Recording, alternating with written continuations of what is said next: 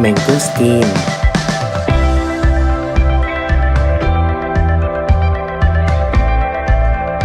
สบายดียินดีต้อนรับทุกท่านเข้าสู่แมงโก้สตีนชาแนลและอยู่ด้านหลังของข้าพเจ้าก็คือทะเลบัวแดงจังหวัดหนองคายซึ่งว่าบรรยากาศจะเป็นแนวใดจะสวยงามสมคำล่ำลือหรือบ่มาติดตามกันไปเมื่อเดินทางไปฮอดสิ่งทับอีที่เขาเห็นก็คือบึงบัวแดงที่กำลังเบ่งบานทั้งหน้านำและธรรมชาติที่ยังคงความอุดมสมบูรณ์สวยงามอีกมุมหนึ่งจะเป็นวิวของธงหญ้าสีเขียววางเรียงรายเรียบตามแคมป์บึงของบัวแดงอากาศกำลังเย็นสบายมีลมพัดตลอดประกอบกับกลิ่นของดอกบัวและกลิ่นของดินที่ให้เฮารู้สึกถึงสัมผัสกับบรรยากาศบ้านๆและชวนให้นึกถึงการท่องเที่ยวที่ติดพันกับธรรมชาติ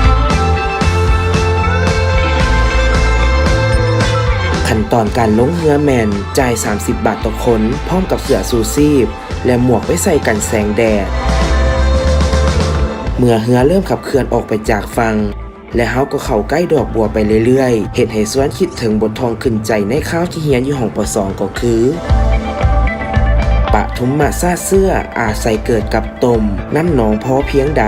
ดอกบัวกอผุดพ้นข่อยกอพายเหือจ้ว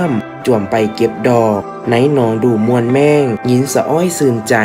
โอ้นอดอกบัวเอ้ยเจ้าอยู่น้ำฮักทองเถิงดินเอาต้มเป็นอาหารสู่วันบ่มีมั่วสันใดเจ้าจึงหอมลายเหลือมากหัวฮักใบอ่อนเจ้ากินได้สู่อันใบและหมากเจ้านั่นอ่อนแก่ก็ดีหมดเจ้าหากเกิดกับตมบอนหนองเมนให้ดอกเจ้างามแซมซ่อนสมเบิงหักบ่เบื่อซุ้มบุผาซาเสื้อเหนือเจ้าแมนบ่มีแท่นา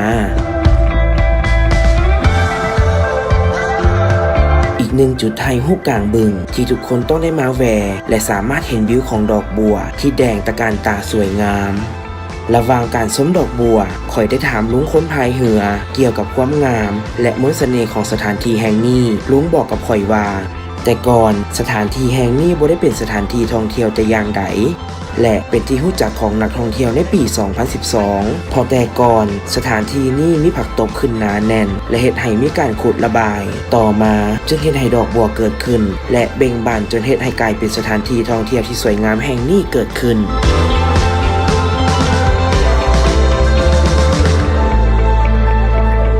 อีกหนึ่งจุดท่องเที่ยวทางธรรมชาติที่แนะนำให้ทุกคนมาและถือว่าคุ้มค่ากับการมาที่บ่ยากโดยอาศัยป้ายบอกทางนำพามาแบบง่ายดาย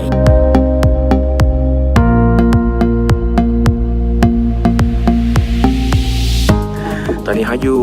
กลางบึงทะเลบัวแดงเนาะซึ่งว่าบรรยากาศก็ถือว่างามหลายแนมไปแบบเห็นได้ดอกบัวแบบ360องศาเลยก็ถือว่าเป็นอีกหนึ่งบ่อที่แนะนำจะให้ทุกคนมาในอาจจะเป็นวันเสาร์วันที่แต่ว่าถ้าจะมาแนะนำให้มาช่วงเช้าเนี่ยเพราะว่าอากาศจึงจะบ่ร้อนและจะได้เห็นดอกบัวที่มันบานเต็ม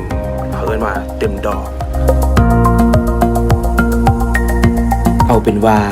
มาฮอดนี่รีวิววังบัวแดงจังหวัดหนองคายก็ได้จบลงแล้วแต่ก่อนที่จะจากกันไปทุกคนช่วยคอมเมนต์บอกเฮาได้ว่าอยากให้พวกเฮาไปถ่ายทำอยู่ไสขอให้ทุกคนที่เบิ่งคลิปนี้ช่วยกดไลค์กดแชร์และกด Subscribe เพื่อเป็นกำลังใจให้พวกเฮาได้เด้อ